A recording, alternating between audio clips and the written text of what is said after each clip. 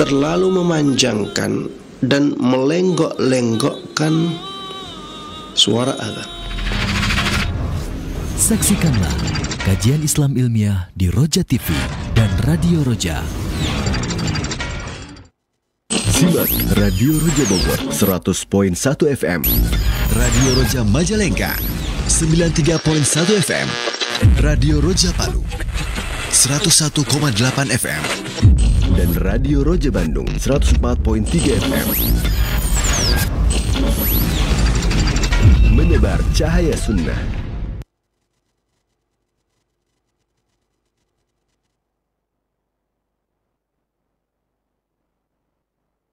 Assalamualaikum warahmatullahi wabarakatuh. Alhamdulillah wassalatu wassalamu ala Rasulillah wa ala alihi wa sahbihi wa mawala.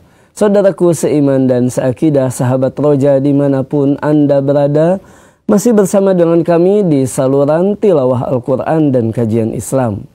Dan di kesempatan pagi hari ini kembali kami hadirkan sebuah kajian ilmiah yang kami pancar luaskan dari kota Kudus bersama Ustaz Dr. Musyafa Ad-Darini hafizahullah ta'ala.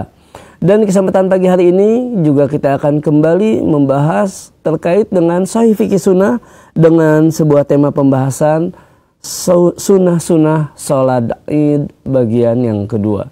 Saudaraku seiman dan seakidah, kami ajak Anda untuk menyimak kajian ini dan juga berpartisipasi dalam sesi tanya jawab. Anda dapat mengirimkan pertanyaan melalui line telepon dan WhatsApp di nomor 021 823 6543. Baiklah, untuk selanjutnya kita akan simak nasihat dari Ustaz Dr. Musyafa Ad-Darini hafizahullah ta'ala. Kepada Ustaz, falyatafaddal mashkura.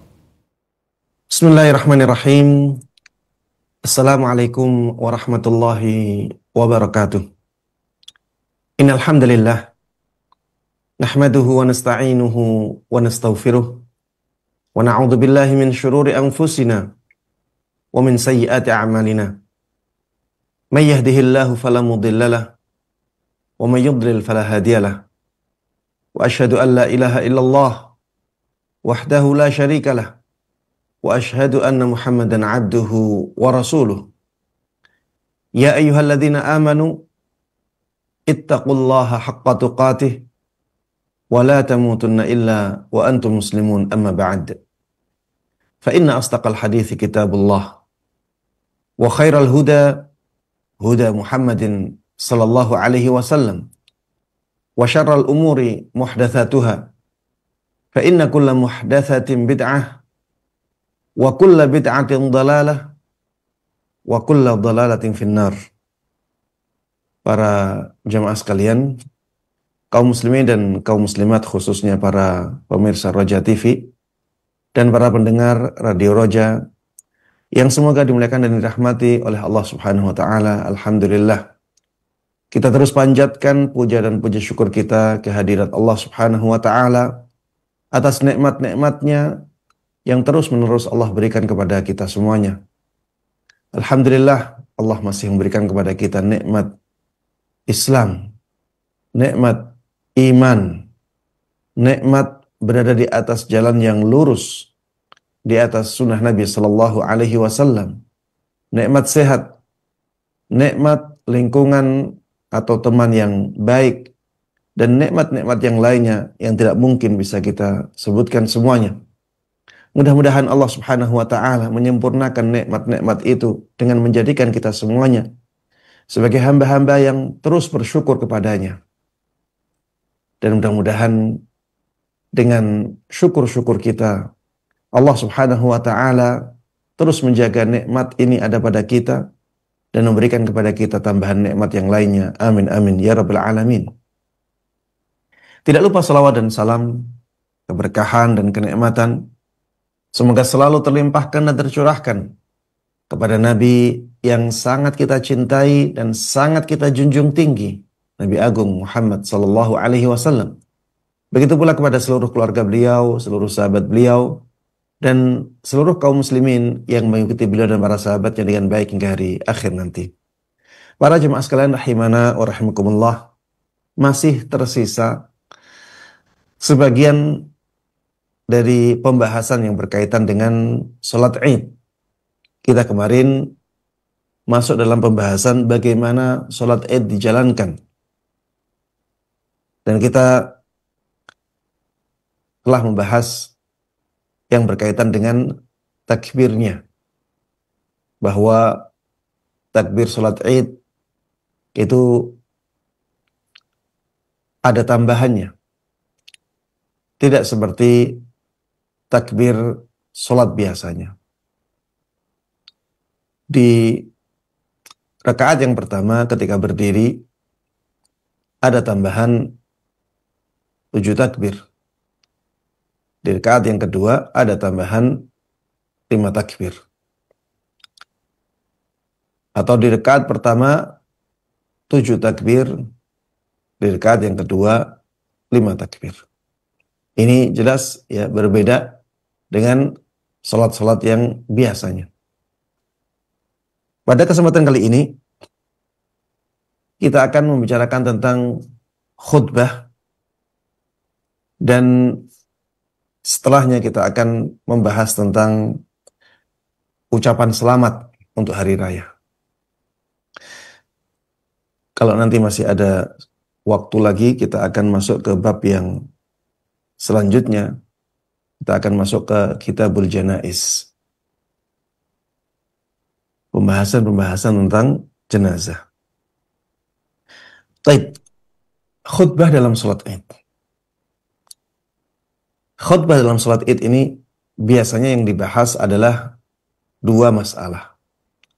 Masalah yang pertama adalah kapan waktu khutbah.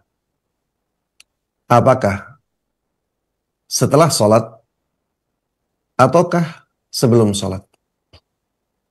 Dan masalah yang kedua, apakah khutbah Id itu 1 khutbah ataukah 2 khutbah?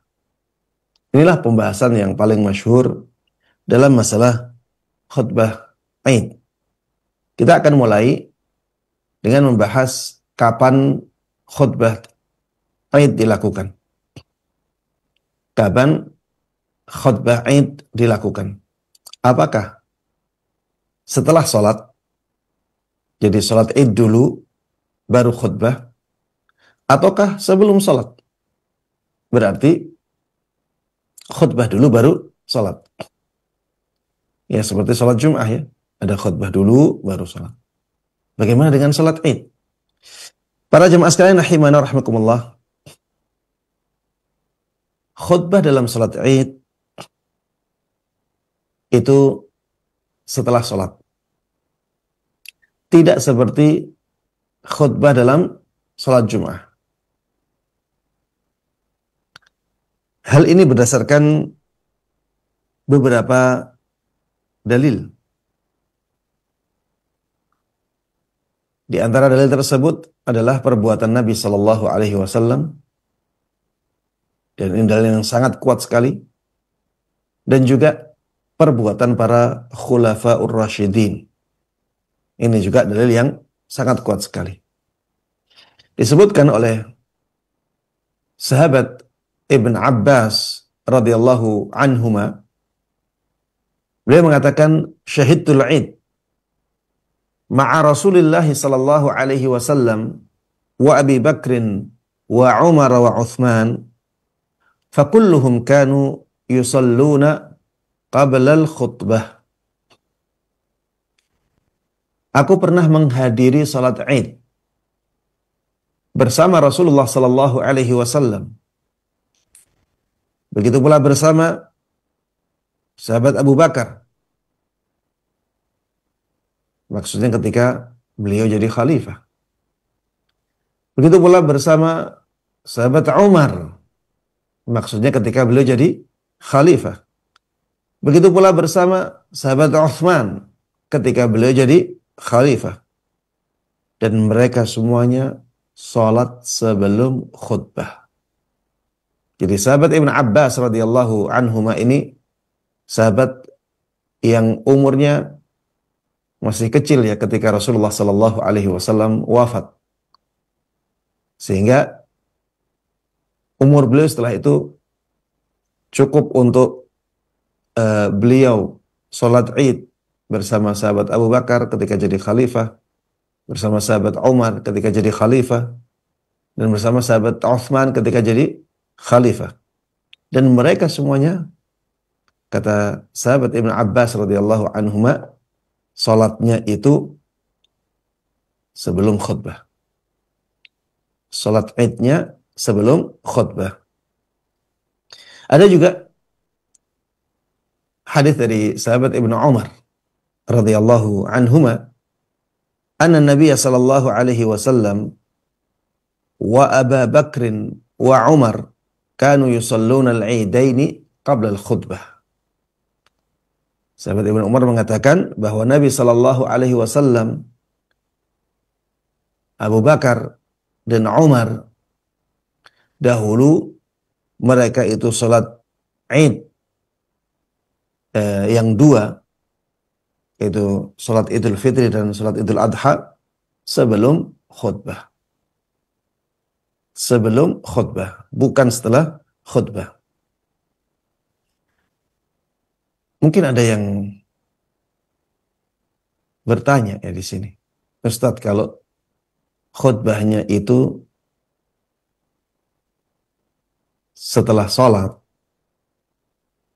banyak dari kaum muslimin yang pergi dan tidak perhatian terhadap khutbahnya. Alangkah lebih baiknya kita ganti, Ustaz. Jadi kita jadikan seperti sholat Jum'ah. Di sholat Jum'ah kaum muslimin bisa khidmah, ya, bisa tenang, ya, sampai banyak dari mereka yang saking tenangnya malah ngantuk. Kalau khutbah Id diatur seperti itu kan kaum muslimin bisa lebih tenang, bisa lebih memperhatikan apa yang disampaikan dalam khutbah. Bagaimana jawaban atas pertanyaan ini? Kita katakan bahwa masalah ibadah adalah masalah tauqifiyah. Ibadah itu tauqifiyah. Jadi harus didasarkan kepada dalil. Kalau tidak ada dalil yang menjelaskannya, maka kita tidak boleh melakukannya. Makanya banyak ya ulama yang mengatakan al-aslu fil ibadah at-tauqif. Ada yang dengan redaksi al-aslu fil ibadah al-mana'. Pada asalnya ibadah itu harus berdasarkan dalil.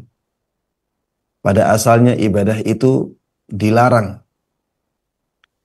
Kalau belum ada dalil tidak boleh dilakukan.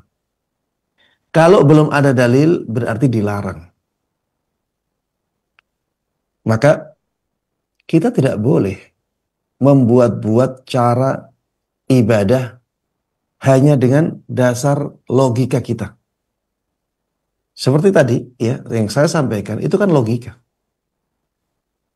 Logikanya kalau khutbah salat Id itu disamakan dengan salat Jum'ah, maka keadaan khutbah di salat Id akan seperti keadaan khutbah di salat Jum'ah.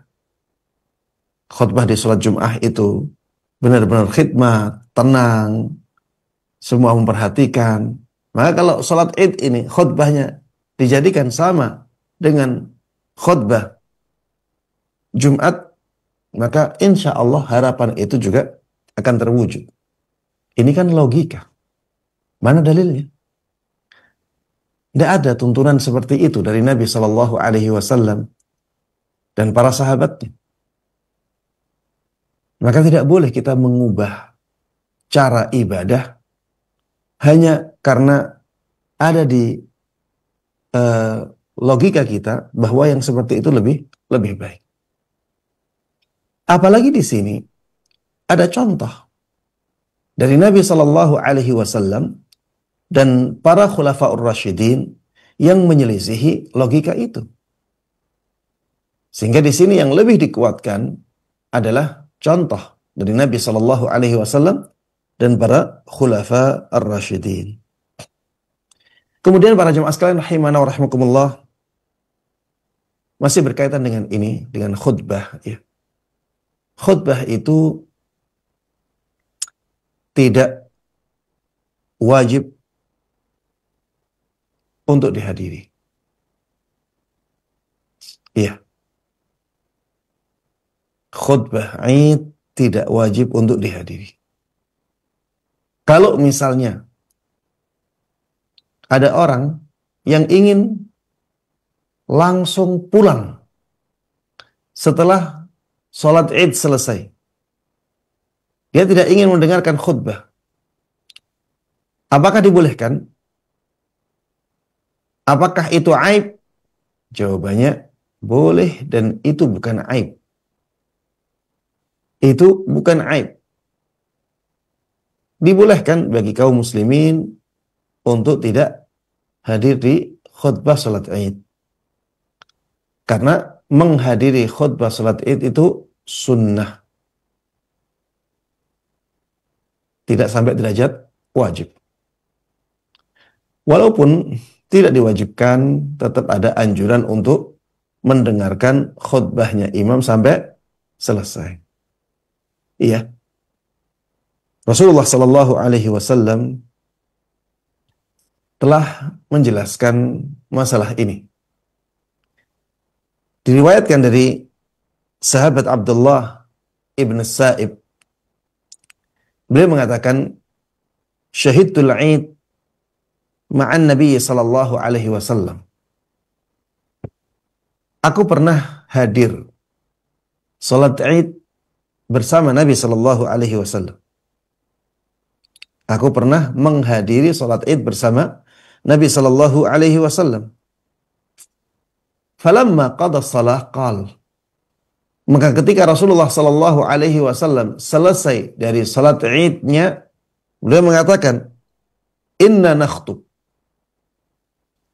Faman ahabba an yajlisa lil khutbah falyajlis. Waman ahabba an yadhhab falyadhhab. Wahai kaum muslimin, sungguh kami sekarang akan berkhutbah. Maka barang siapa yang ingin duduk mendengarkan khutbah ini, silahkan dia duduk. Dan barang siapa yang ingin pulang, silahkan dia pulang. Ini dikatakan dengan tegas oleh Nabi kita Muhammad Sallallahu Alaihi Wasallam. Hadis ini menunjukkan bahwa menghadiri khutbah salat Id itu tidak diwajibkan. Oleh karenanya, apabila seseorang ingin langsung pulang ke rumah, ya, apalagi mereka yang ada kesibukan yang banyak, ya, silahkan dia setelah sholat Id pergi dari tempat tersebut dan langsung pulang. Kemudian para jemaah sekalian rahimana wa rahimakumullah, termasuk pembahasan yang berkaitan dengan ini adalah pembahasan bagaimana khutbah Id itu. Jawabannya, khutbah Id itu seperti khutbah Jum'ah dari sisi isinya. Ya, dari sisi isinya bisa disamakan dengan khutbah Jum'ah. Ya, bisa membukanya dengan hamdalah dan sanjungan kepada Allah Subhanahu wa taala, membukanya dengan sholawat, dengan pesan untuk bertakwa kepada Allah Subhanahu wa taala. Iya, bisa juga untuk pembeda, ya, dan disesuaikan dengan waktunya, yaitu membuka dengan takbir-takbir, ya. Allahu Akbar, Allahu Akbar. Allahu Akbar, Allahu Akbar walillahil hamd. Ya, intinya membuka khutbah Id dengan takbir itu juga tidak masalah ya. Walaupun dari sisi hadis, dari sisi riwayat hadisnya tidak kuat. Tapi ini sesuai dengan momen hari raya yang di situ kita dianjurkan untuk banyak mengagungkan Allah Subhanahu wa taala karena itu adalah hari besar kaum muslimin. Iya, tidak masalah. Kemudian yang berikutnya adalah masalah apakah khutbah Id itu dua ataukah satu. Dari sisi riwayat hadithiyah, riwayat hadis ya, tidak ada hadis sahih yang menjelaskan bahwa khutbah Id itu dua kali. Sebagaimana khutbah dalam salat Jum'ah. Tidak ada hadis yang sahih yang menjelaskan bahwa khutbah Id itu dua kali khutbah. Sebagaimana dalam salat Jum'ah. Makanya ada sebagian ulama yang mengatakan bahwa khutbah dalam salat Id itu satu saja. Tidak perlu ada dua khutbah. Nasihat kepada kaum muslimin. Kemudian setelah itu menutupnya dan selesai. Tidak ada duduk di antara dua khutbah. Ini pendapat yang kuat ya. Dari sisi zahir hadis. Banyak ya hadis-hadis yang mengisyaratkan hal ini. Namun tidak sharih ya, tidak mengatakan khutbahnya cuma satu, tidak seperti itu. Tapi zahir hadis ya, secara sekilas kita bisa pahami bahwa khutbahnya memang sekali, bukan dua kali.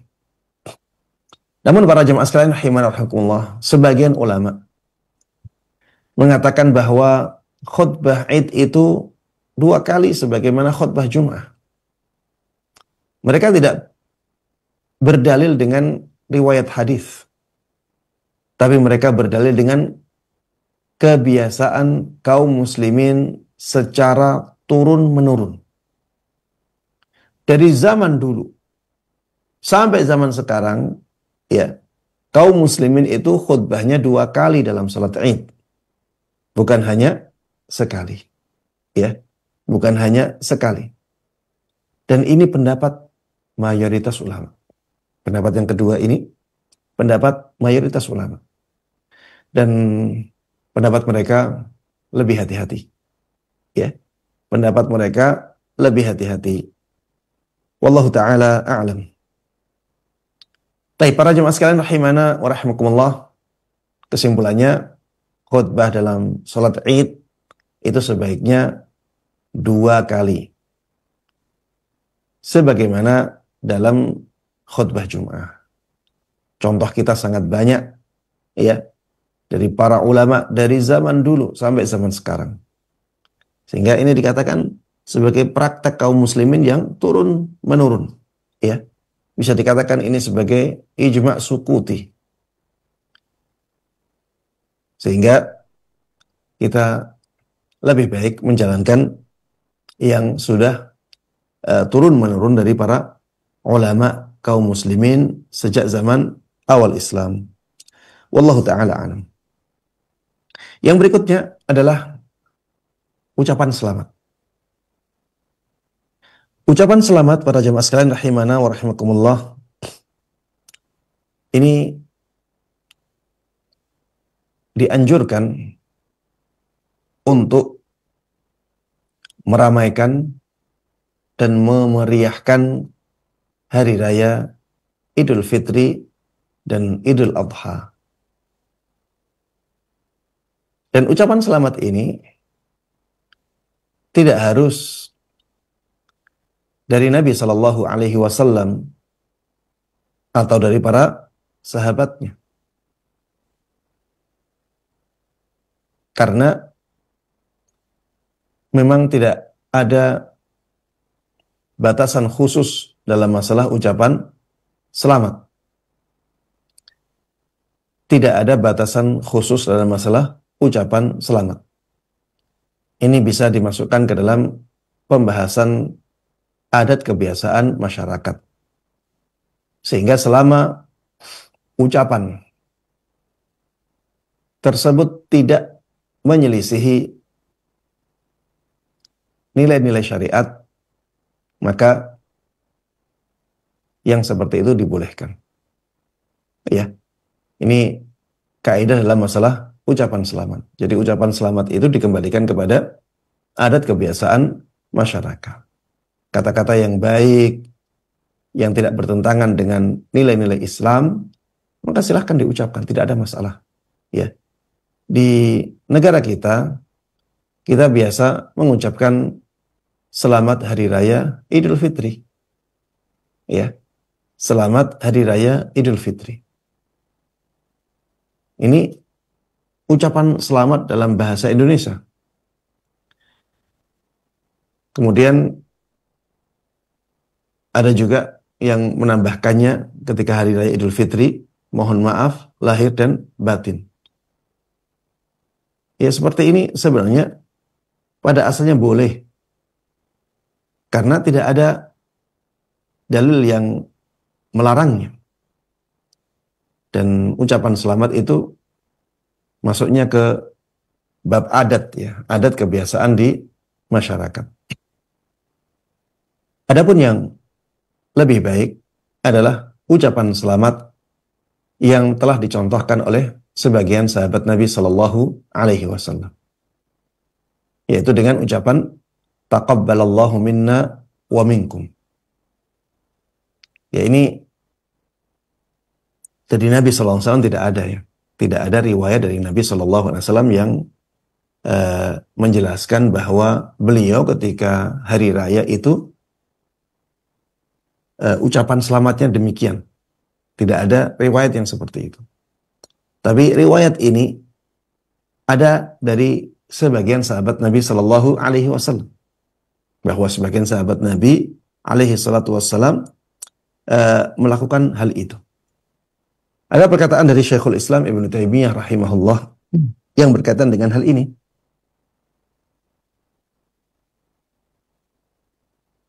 Beliau mengatakan ammat tahni'ah yaumal 'id biqauli ba'dihim li ba'din idza laqiyahu ba'da salatil 'id taqabbalallahu minna wa minkum wa ahala 'alaik wa nahwi dhalik fahadha qad ruwiya an ta'ifatin min as-sahabah annahum kanu yaf'alunah.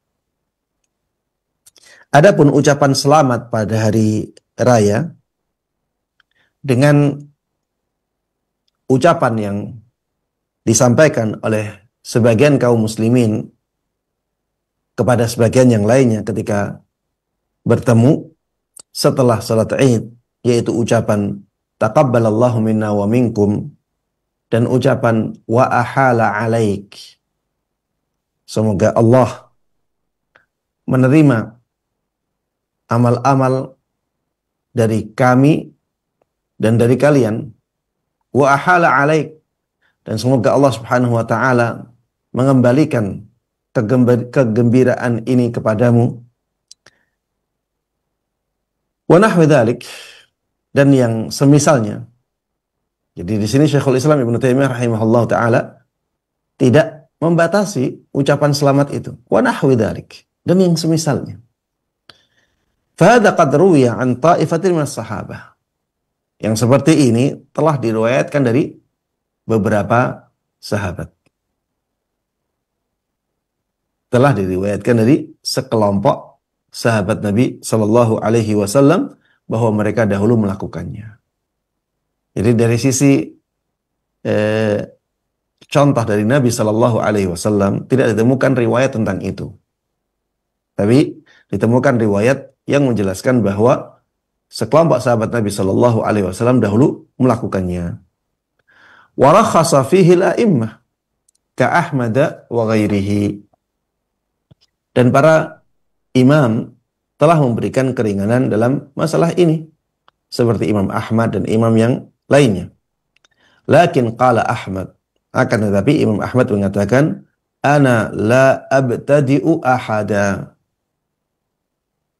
Kalau saya, ini perkataan Imam Ahmad ya, saya tidak akan memulai mengucapkan selamat untuk siapapun. Fa ini ibtada'ani ahadun ajabtuhu. Tapi kalau misalnya ada orang mengucapkan selamat untukku atau mengucapkan selamat kepadaku, maka aku akan jawab ucapannya. Wa dzalika li anna jawab at-tahiyyah wajibun. Hal itu karena menjawab ucapan ya penghormatan ini diwajibkan. Wa amma al-ibtida'u bit-tahni'ah falaysa ma'muran biha. Adapun memulai ucapan selamat, maka itu bukan sesuatu yang diperintahkan. Wala huwa aidan mimma nuhiya anhu, tapi itu juga bukan merupakan sesuatu yang dilarang. Mimman fa'alahu falahu qudwah. Wa man tarakahu, ya, faman fa'alahu falahu qudwah wa man tarakahu lahu qudwah. Maka barang siapa yang melakukan hal tersebut, dia sudah ada orang yang mencontohkannya, yaitu sekelompok sahabat Nabi Shallallahu Alaihi Wasallam. Dan barang siapa yang meninggalkannya, ya dia juga sudah punya contoh. Wallahu a'lam. Ya, ini perkataan Syekhul Islam Ibn Taimiyah rahimahullah. Para jemaah sekalian rahimana wa rahimakumullah. Di zaman kita ini, ya, kalau tidak diterapkan ya ucapan selamat hari raya, maka hari raya tersebut akan menjadi sepi, ya, akan menjadi tidak meriah dan kurang lengkap, ya. Maka sebaiknya ini dilakukan. Sebaiknya kita menjadikan hari raya itu meriah, penuh dengan kebahagiaan. Kita saling menyapa dan saling memberikan ucapan selamat. Apalagi hal tersebut sudah dicontohkan oleh sekelompok sahabat Nabi Sallallahu Alaihi Wasallam. Dan para jemaah sekalian rahimana wa rahimakumullah, tadi kita singgung bahwa yang paling afdal adalah ucapan taqabbalallahu minna wa minkum. Yang paling afdal dalam ucapan selamat hari raya adalah ucapan taqabbalallahu minna wa minkum. Karena ini dicontohkan oleh sekelompok sahabat Nabi Sallallahu Alaihi Wasallam. Mungkin ada yang bertanya, Ustadz, kenapa ucapannya seperti itu? Kenapa dulu para sahabat Nabi Sallallahu Alaihi Wasallam itu mengatakan kata-kata itu, tidak kata-kata yang lainnya? Jawabannya, hal ini karena mereka sebelumnya semangat dalam ibadah. Mereka semangat dalam ibadah. Coba lihat sebelum hari raya Idul Fitri. Ada hari apa? Ada bulan Ramadan dan 10 hari terakhir bulan Ramadan. Bulan Ramadan bulan yang paling mulia. Ibadah-ibadah dalamnya dilipat gandakan pahalanya oleh Allah Subhanahu wa taala, ya. Apalagi di 10 hari terakhirnya mereka beriktikaf, ya. Di malam harinya mereka sholat malam. Ada malam Lailatul Qadar. Makanya ketika hari raya mereka mengucapkan kata-kata ini kepada saudara-saudara mereka. Taqabbalallahu minna wa minkum. Semoga Allah Subhanahu wa taala menerima amalan kita, amalan kami dan amalan kalian. Semoga Allah Subhanahu wa taala menerima amalan kami dan amalan kalian. Karena memang sebelumnya ada momen ibadah yang sangat luar biasa. Bulan Ramadan, ya, yang 10 hari terakhirnya adalah hari-hari yang sangat istimewa sekali. Sampai Rasulullah Sallallahu Alaihi Wasallam dahulu selalu iktikaf di 10 hari terakhir bulan Ramadan. Bagaimana dengan hari raya Idul Adha? Maka jawabannya sama. Di hari raya Idul Adha juga terjadinya setelah hari-hari yang sangat istimewa. Hari raya Idul Adha itu adanya setelah hari-hari ibadah yang sangat istimewa, yaitu 10 hari pertama bulan Dzulhijjah. 10 hari pertama bulan Dzulhijjah ini hari dan waktu yang sangat istimewa untuk beribadah kepada Allah Subhanahu wa taala. Makanya disebutkan dalam sebuah hadis, "Ma min ayyamin al-'amalu salihu fihinna ahabbu ila Allah min hadhil ayyam." Tidak ada hari-hari yang amalan saleh di dalamnya lebih dicintai oleh Allah Subhanahu wa taala melebihi hari-hari ini, yaitu 10 hari pertama bulan Dzulhijjah. Qalu walal jihad ya Rasulullah. Para sahabat bertanya, walaupun amalan tersebut yang dilakukan di hari lain itu berupa jihad di jalan Allah, maka Rasulullah sallallahu alaihi wasallam mengatakan walal jihad fisabilillah. Walaupun amalan yang dilakukan di hari lain itu jihad fisabilillah. Dan beliau kecualikan satu orang saja. Orang yang berjihad dengan jiwa dan hartanya, kemudian dia gugur di medan pertempuran. Orang tersebut amalannya lebih dicintai oleh Allah Subhanahu wa taala melebihi amalan saleh yang dilakukan di 10 hari pertama bulan Dzulhijjah. Apabila dia kembali bisa selamat, maka amalan yang dilakukan di 10 hari pertama bulan Dzulhijjah lebih mulia daripada jihad itu. Dan para sahabat dahulu sangat semangat dalam mengejar pahala itu. Mereka benar-benar rajin ibadah, benar-benar giat di 10 hari pertama bulan Dzulhijjah. Atau kalau kita konteksnya sekarang ya 9 hari pertama bulan Dzulhijjah. Makanya ketika hari raya Idul Adha, mereka mengucapkan kata-kata ini. Taqabbalallahu minna wa minkum. Semoga Allah Subhanahu wa taala menerima amal-amal kami dan amal-amal kalian. Sangat pas ya. Makanya menjadi sangat tidak pas ketika kaum muslimin tidak semangat dalam ibadahnya. Jadi misalnya ya, di bulan Ramadan dia tidak berpuasa misalnya. Di bulan Ramadan dia tidak sholat malam, tidak iktikaf, apalagi mengejar Lailatul Qadar. Maka tidak pas ketika di hari raya Idul Fitri dikatakan taqabbalallahu minna wa minkum. Amal apa yang kita doakan, yang didoakan untuk diterima? Sedangkan di bulan Ramadan dia ya keadaannya seperti itu. Begitu pula ketika Idul Adha. Menjadi tidak pas ketika kita ucapkan taqabbalallahu minna wa minkum, sedangkan keadaan dia di 9 hari sebelumnya itu sangat tidak baik. Kenapa terjadi yang seperti itu? Ya karena keadaan kaum muslimin yang sudah sangat berbeda dengan keadaan di zaman dulu. Ya.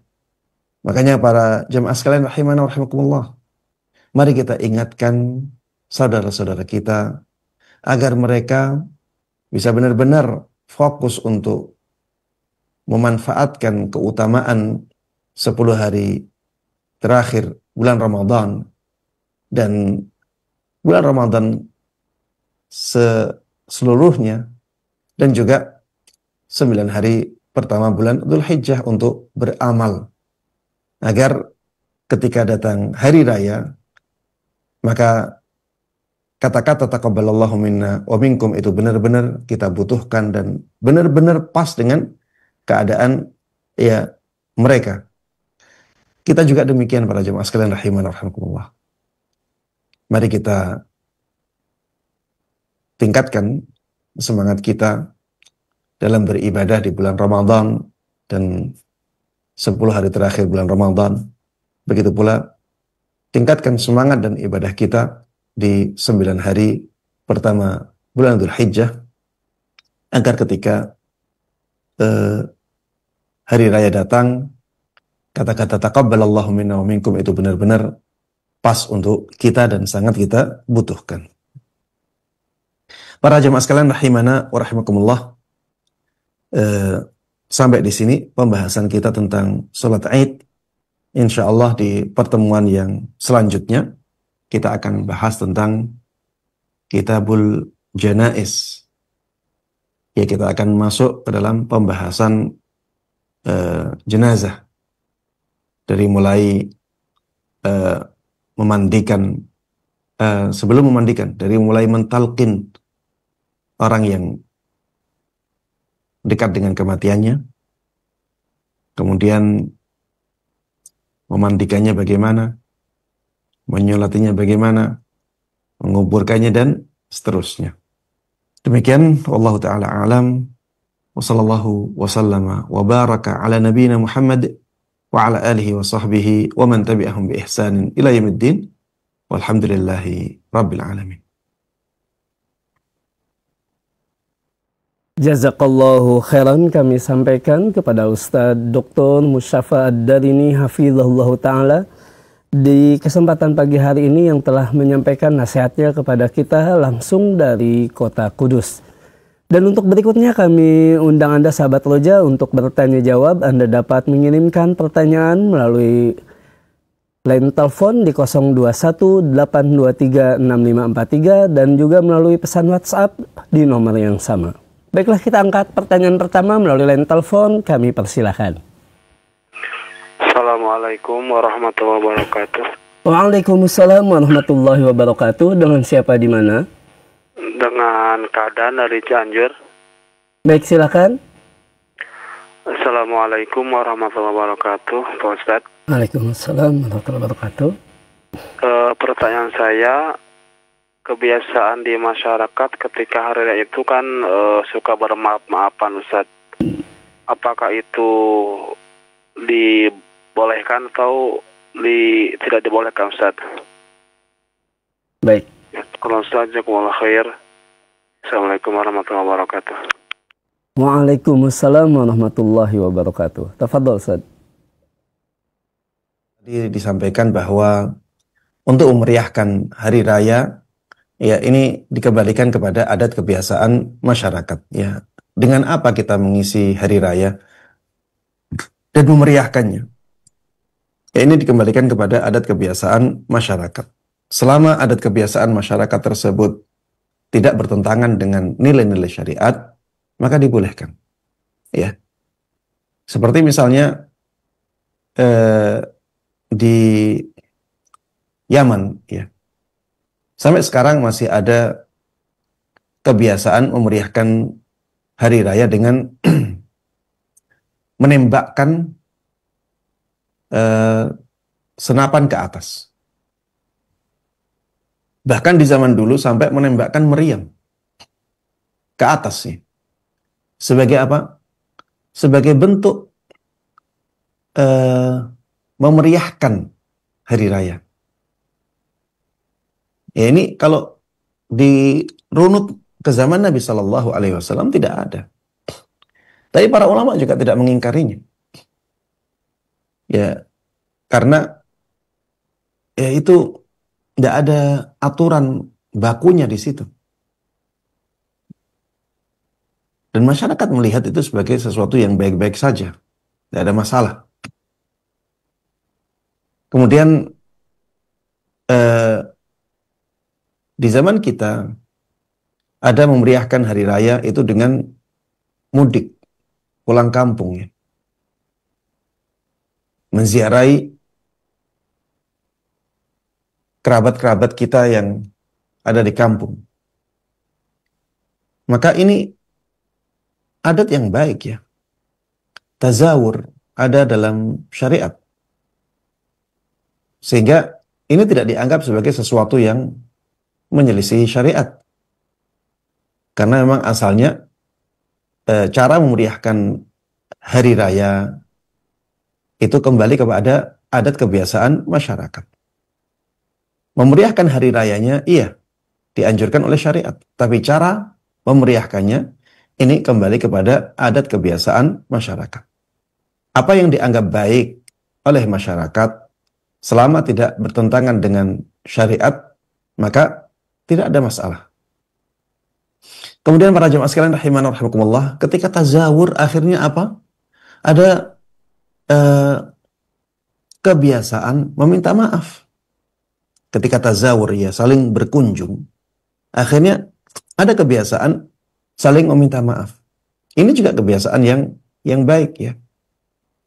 Saling meminta maaf ini bisa menjadikan hubungan kekerabatan dan hubungan persaudaraan sesama muslim itu semakin kuat. Maka yang seperti ini Anda melihat tidak ada masalah. Ada banyak yang mempermasalahkan, ya saya dengar ya. Ada banyak yang mempermasalahkan, Ustadz, kita kan nggak pernah ketemu sama dia, untuk apa kita saling minta maaf? Maka jawabannya ini bukan sesuatu yang harus sedetail itu ya. Ya kalau dibeda-bedakan, itu nanti akhirnya sulit. Oh, Ana belum pernah punya kesalahan dengan orang ini. Berarti nggak usah maaf-maafan. Oh, kalau yang sini, saya pernah beberapa kali bersinggungan dengan dia dan berbuat kesalahan, berarti yang ini saya minta maaf. Kalau dibeda-bedakan seperti itu, maka ini akan sangat memberatkan kaum muslimin ya. Makanya tidak dibeda-bedakan. Tidak dibeda-bedakan. Intinya ini kebiasaan yang tidak bertentangan dengan syariat ya. Karena memang saling memaafkan itu sesuatu yang mulia dalam Islam. Dan ketika momennya terjadi di hari raya, itu memang momen yang pas ya. Kemudian akhirnya dilakukan oleh masyarakat, Anda melihat yang seperti ini tidak ada masalah. Karena memang pada asalnya cara memeriahkan hari raya itu ya sesuai dengan adat kebiasaan masyarakat. Sekarang misalnya ada cara memeriahkan hari raya dengan apa? Dengan kembang api. Dinyalakan kembang api. Untuk memeriahkan hari raya. Karena melihat yang seperti ini juga tidak ada masalah. Ya karena dengan kembang api tersebut hari raya menjadi lebih meriah ya, lebih membahagiakan kaum muslimin. Ya tidak dikatakan ini kembang api ya penyembahan kepada api. Ya tidak bisa dikatakan seperti itu. Siapa yang menyembah api dari kaum muslimin? Kemudian kalau dikatakan itu berasal dari negara yang negara selain Islam misalnya, maka kita katakan itu kan untuk memeriahkan hari raya kaum muslimin. Dan yang berasal dari negara yang selain Islam bukan hanya itu saja. Nanti ya senjata-senjata yang digunakan untuk memeriahkan hari raya, meriam, senapan, itu juga banyak dari negara-negara yang non-muslim ya. Tapi nyatanya tidak ada masalah ya. Intinya ini bukan sesuatu yang bertentangan dengan syariat, masih dalam aturan syariat. Karena semuanya berada masih di dalam ranah memeriahkan hari raya yang memang tidak ada aturan ketatnya di sana. Aturannya dikembalikan kepada adat kebiasaan masyarakat. Ya, demikian. Ana tambahkan lagi ya. Ana di Madinah 15 tahun ya. Kalau orang di sini banyak yang mengkritisi tentang mudik ya, bahwa itu tidak ada tuntunannya dalam Islam ya, menyengaja mudik ke kampung untuk memeriahkan hari raya, ini tidak ada aturannya dalam Islam. Maka jawabannya yang pertama tadi ya, bahwa memeriahkan hari raya itu kembali kepada adat kebiasaan masyarakat. Yang kedua, ternyata di hampir di seluruh dunia kebiasaannya seperti itu. Saya di kota Nabi Shallallahu Alaihi Wasallam selama 15 tahun, saya merasakan hal itu. Merasakan betapa sepinya di Madinah ketika hari raya. Kenapa? Karena orang-orangnya pada mudik, pada pulang kampung. Ya, masyayikh, syekh kami, ya, ketika hari raya, mereka pulang ke kampungnya masing-masing. Ada yang sebelum hari raya, ada yang setelah sholat Id, mereka pulangnya. Tapi yang jelas ada pulang kampung, ada mudik. Ya, ini hampir merata di seluruh dunia. Kenapa? Kenapa kok mudik di hari raya? Karena memang di hari tersebut ada hari libur. Ya, hari libur. Sehingga itu waktu yang tepat untuk pulang kampung, untuk mudik, untuk ketemu dengan kerabat-kerabat, mempererat tali persaudaraan, tali kekerabatan, ya. Itu waktu yang tepat juga untuk saling memaafkan. Makanya terjadi yang seperti itu. Ini semuanya tidak bisa dimasukkan ke dalam bab bid'ah. Kenapa? Karena memang aturannya memeriahkan hari raya itu dikembalikan kepada adat kebiasaan masyarakat. Dan aturan adat itu selama tidak menyelisih nilai-nilai syariat dibolehkan. Ya, al-adatu muhakkamah di sini berlaku. Selama adat tersebut tidak bertentangan dengan nilai-nilai Islam, maka dibolehkan. Ya, wallahu taala. Jazakallahu khairan kami sampaikan atas penjelasannya Ustaz, dan untuk berikutnya kembali kita angkat pertanyaan, dan kali ini kita angkat pertanyaan melalui pesan WhatsApp dari Abu Salman di Tangerang dan juga penanya lainnya di Sumatera Selatan. Pertanyaannya ada dua Ustaz, yakni terkait dengan sunnah berjalan saat berangkat dan pulang dengan arah yang berbeda ketika sholat Id Ustaz. Namun pertanyaannya, dalam jalan pulang ini melalui jalan yang memang nggak ada orang yang tinggal di area tersebut Ustadz, apakah tetap mendapatkan pahala dari melaksanakan sunnah ini? Dan pertanyaan kedua Ustadz, sebelum pelaksanaan sholat Id ada pengumuman bahkan ceramah atau juga himbauan-himbauan dari pejabat yang dilakukan sebelum pelaksanaan sholat itu. Apakah itu juga diperbolehkan Ustaz? Jazakumullahu khairan. Tafadhol Ustaz. Taib. Iya, yang pertama tentang masalah membedakan jalan pergi dengan jalan pulangnya. Ya. Ini memang disunahkan, ada dalil khusus yang menjelaskan hal tersebut. Sehingga walaupun di jalan yang lain tersebut tidak ada masyarakatnya, tetap kita disunahkan untuk melewati jalan itu. Kalau memang tidak ada pilihan lain ya. Kalau tidak ada pilihan lain kecuali jalan itu, ya lewat jalan itu. Lewat jalan itu. Karena sunnahnya sudah tetap. Sunnah membedakan jalan pergi dan jalan pulang ketika kita keluar ke tempat sholat Id. Adapun yang kedua, bagaimana dengan adanya pengumuman-pengumuman bahkan tausiah ya sebelum sholat Id? Apakah ini dibolehkan?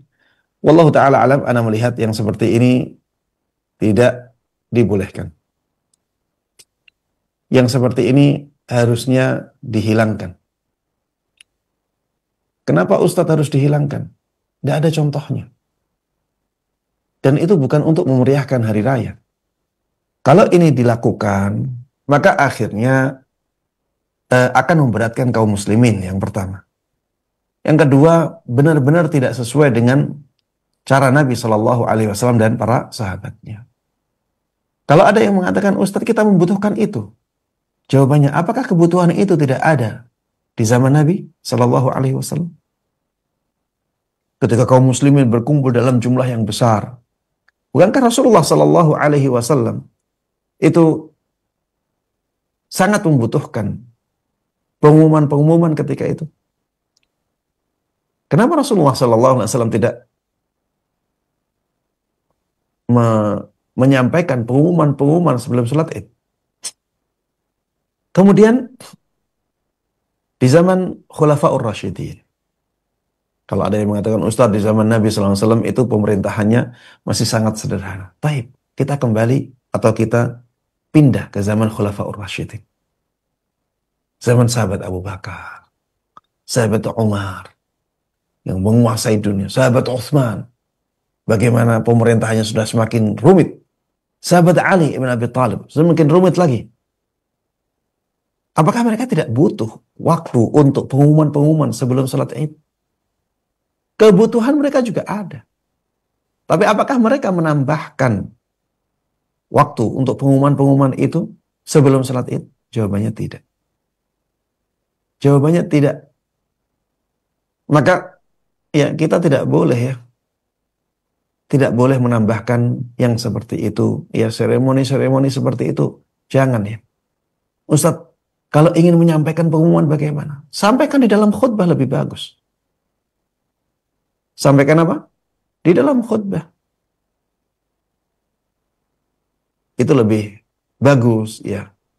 Tidak terlihat mengubah cara kita beribadah ketika sholat Id. Dan apa yang kita inginkan juga bisa terwujudkan. Dan sebenarnya pengumuman ya bisa dengan cara yang lain ya. Tidak harus ada di sholat Id. Kan bisa pengumuman lewat media sosial. Di zaman ini sangat mudah. Dan orang-orang sekarang banyak melihat media sosial. Sehingga pengumuman tidak harus di sholat Id. Kalau misalnya harus ada pengumuman yang di sholat Id, maka jangan mengubah cara kita atau prosesi sholat Idnya. Masukkan saja ke dalam khutbah. Titipkan kepada khatib. Mohon nanti disampaikan pengumuman ini. Iya, biar pengumuman itu sampai dan kita tidak mengubah proses kita atau tata cara kita sholat Id. Ya, demikian. Wallahu ta'ala a'lam. Jazakallahu khairan Ustaz atas penjelasannya, dan untuk berikutnya kembali kita angkat pertanyaan melalui line telepon. Kami persilahkan. Assalamualaikum warahmatullahi wabarakatuh. Waalaikumsalam warahmatullahi wabarakatuh. Dengan siapa di mana Bapak? Abu Syafiq, Sulawesi Barat, Ustaz. Baik, silakan Bapak. Afwan, izin bertanya Ustaz. Yang Anda ingin pertanyakan, pertama, saya di saat akan sholat fardu atau sholat sunnah Ustaz, saya berniat sholat yang saya maksud. Kemudian saya tambahkan berniat atau berharap melihat wajah Allah. Seperti itu Ustaz. Kemudian pertanyaan kedua boleh Ustaz? Silakan. Apakah saya boleh menambahkan doa-doa di saat sujud selain doa-doa atau misalkan doa yang ada dalam Quran, umpama contohnya Rabbana atina fid dunya hasanah wa fil akhirati hasanah. Apakah boleh seperti itu Ustaz? Jazakallahu khairan wa barakallahu fikum. Assalamualaikum warahmatullahi wabarakatuh. Waalaikumsalam warahmatullahi wabarakatuh. Tafadhol Ustaz. Para jamaah sekalian rahimakumullah, pertanyaan yang bagus ya. Yang pertama, ketika akan sholat, seseorang berniat dengan sholatnya tersebut, dia ingin melihat wajah Allah subhanahu wa ta'ala.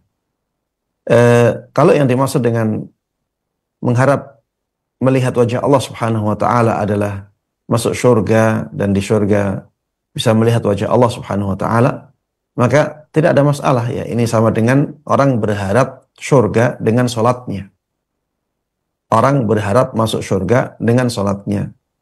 Dan di dalam surga jelas ya seorang mukmin akan melihat wajah Allah Subhanahu wa taala, dan itu menjadi nikmat yang paling disukai oleh para ahli surga. Penduduk surga nanti nikmat yang paling besar bagi mereka, nikmat yang paling lezat bagi mereka adalah nikmat melihat wajah Allah Subhanahu wa taala. Adapun kalau yang dimaksud dengan melihat wajah Allah Subhanahu wa taala adalah di dunia ya dengan mata telanjang, maka ini sesuatu yang tidak disyariatkan. Ini sesuatu yang tidak disyariatkan dan itu memang tidak dimungkinkan. Itu tidak dimungkinkan. Melihat wajah Allah Subhanahu wa taala itu hanya dimungkinkan di surga ya atau di mimpi seseorang. Di mimpi seseorang ketika masih di dunia ya. Seseorang bisa mimpi bertemu Allah Subhanahu wa taala sebagaimana disebutkan oleh sebagian ulama ya. Namun bagaimana ya hal tersebut kita tidak tahu ya. Tapi sebagian ulama mengatakan demikian, mungkin. Mungkin di dunia ini seseorang bermimpi melihat Allah Subhanahu wa taala. Sebagaimana hal tersebut telah dilihat oleh Nabi kita Muhammad, telah terjadi pada Nabi kita Muhammad sallallahu alaihi wasallam. Baik, yang berikutnya tentang membaca doa ya, tambahan ketika sujud. Misalnya membaca Rabbana atina fid dunya hasanah wa fil akhirati hasanah wa qina adzabannar, apakah dibolehkan? Jawabannya wallahu taala alam, boleh.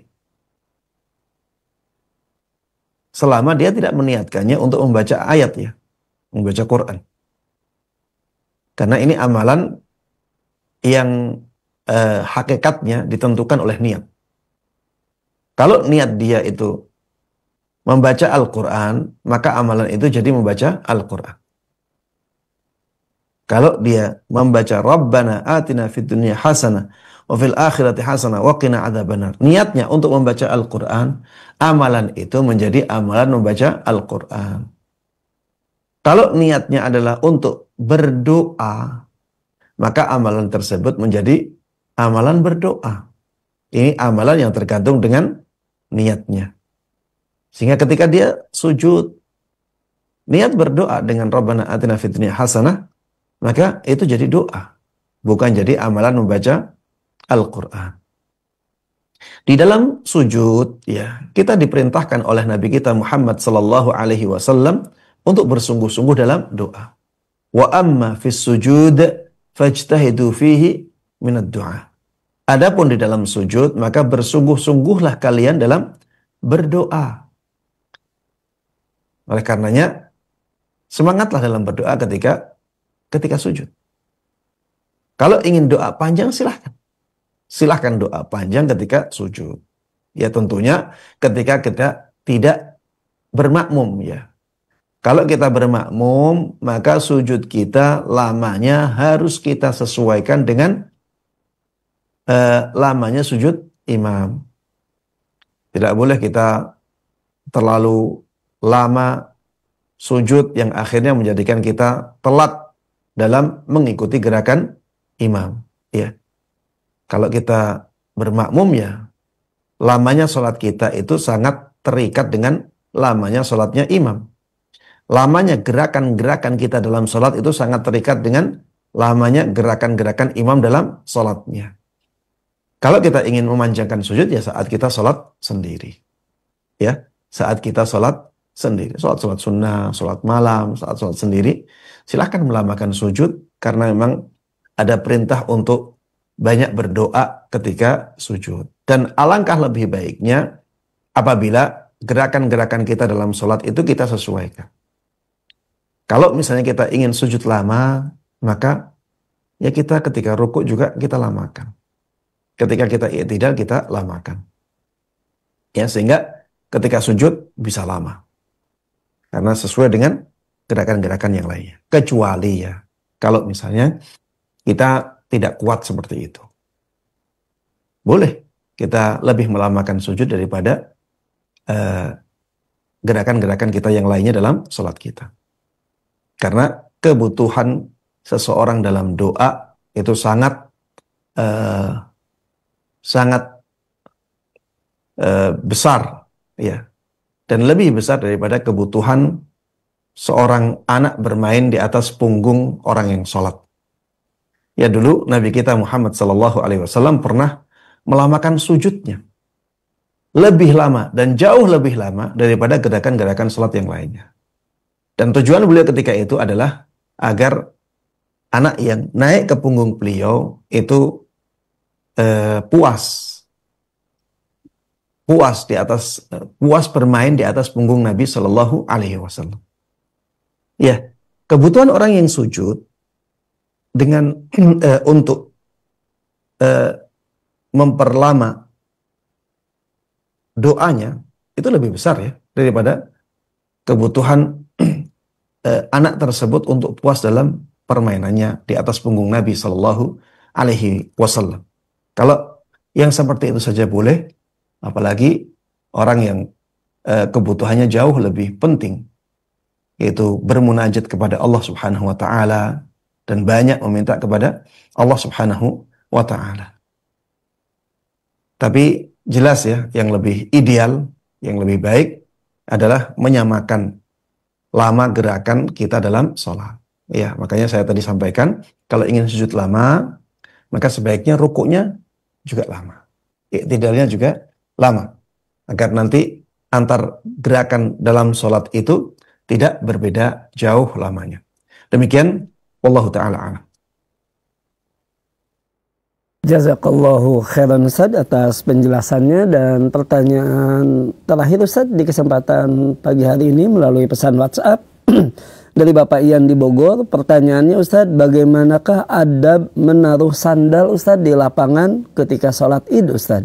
Apakah di depan, di bawah, atau di belakang Ustaz? Karena terkadang kita terganggu dengan orang yang meletakkan sandal di depan karena kotor dan juga berbau Ustaz. Tafadhol Ustaz. Jemaah sekalian rahimanahumullah, pertanyaan ini sangat melengkapi kajian kita ya. Jadi tadi tidak disinggung sama sekali masalah sandal. Maka para jemaah sekalian rahimanahumullah, sandal banyak sekali mengganggu orang yang sholat ya. Banyak sekali mengganggu orang yang sholat. Maka sebaiknya sandal kita itu kita letakkan di antara kaki. Sebaiknya sandal kita itu kita letakkan di antara kaki apabila tidak ada tempat menaruh sandal. Kalau misalnya kita bisa meletakkan sandal di tempatnya, ada tempat khusus naruh sandal, lebih baik kita taruh di sana. Tapi kalau tidak ada, maka lebih baik kita taruh di antara kaki kita. Kita kalau berdiri, ada renggangan di kaki ya. Nah, kita taruh saja sandal di situ. Ya tentunya setelah kita bungkus dengan bungkus yang bisa menutupinya, sehingga kalau kita nantinya misalnya duduk ya, maka tidak mengotori pakaian kita. Tapi ini yang paling baik ya, daripada di pinggir kita. Kalau kita taruh di pinggir, nanti khawatirnya malah akan menjadikan soft itu menjadi renggang. Kecuali kalau di paling ujung ya, pinggir paling ujung, maka jelas yang lebih baik ditaruh di pinggir. Tapi kalau di tengah soft, kalau nanti ada sandal-sandal di pinggir-pinggir itu nantinya akan merenggangkan soft ya. Maka lebih baik ditaruh di antara kaki kita. Di depan seringkali menjadikan kita itu terganggu ya dengan sandal. Maka kita hindari hal-hal yang mengganggu sholat kita. Begitu pula ya akan mengganggu sholat orang yang di depan kita. Ya sering kali ya, orang yang di depan kita juga merasa risih dengan sandal kita. Lalu kita taruh di depan, kasihan orang yang di depan kita. Jadi kita rasakan saja nikmat sandal kita, karena kita yang paling tahu ya tentang keadaan sandal kita. Ya jangan sandal kita sodorkan ke orang lain ya. Ini namanya egois ya. Tidak enaknya kita suruh orang lain menikmati ya, sedangkan enaknya kita nikmati. Ya. Kita tidak suka diperlakukan seperti itu. Maka jangan sampai kita memperlakukan orang lain seperti itu. La yu'minu ahadukum hatta yuhibba li akhihi ma yuhibbu li nafsihi. Tidak sempurna iman salah seorang dari kalian sampai dia mencintai kebaikan untuk saudaranya sebagaimana dia mencintai kebaikan untuk dirinya. Demikian akhir dari pertemuan kita pada kesempatan kali ini. Mudah-mudahan bermanfaat dan Allah berkahi. Mudah-mudahan Allah Subhanahu wa taala memberikan taufiknya kepada kita semuanya untuk bisa mengamalkan dan menyebarkan semua ilmu yang sampai kepada kita dengan baik dan mudah. Amin amin ya rabbal alamin. Wa sallallahu wa sallama wa baraka ala nabiyyina Muhammadin wa ala alihi wa sahbihi wa man tabi'ahum bi ihsanin ila yaumiddin.